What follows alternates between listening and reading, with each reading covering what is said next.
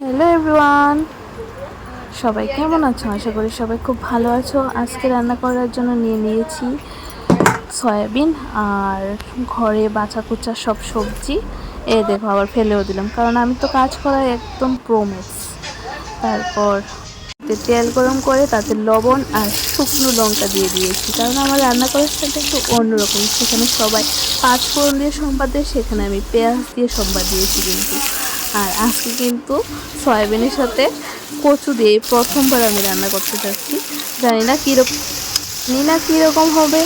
হ্যাঁ, তবে মিক্স সবজি দিয়ে কিন্তু সবাই খেয়েছো কম বেশি, আমিও কিন্তু খেয়েছি, কিন্তু কচু দিয়ে আমি কিন্তু এই ফার্স্টবার ট্রাই করলাম। আর জানি না কীরকম হবে।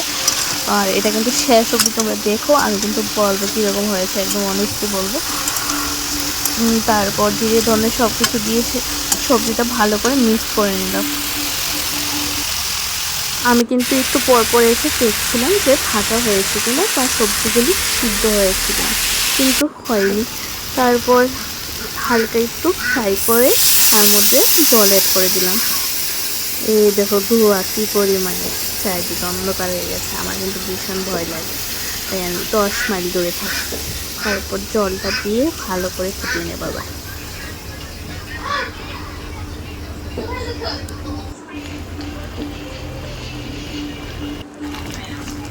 আফটার লং টাইম ওয়েটিংয়ের পর সবজিগুলি সিদ্ধ হয়ে গেছিলো। তারপরও আমি আরও ভালো করে সিদ্ধ করে নিয়েছি, আর এই ক্ষেত্রে ভালো করে মিশিয়ে নেব যাতে একটু গাঢ় হয়।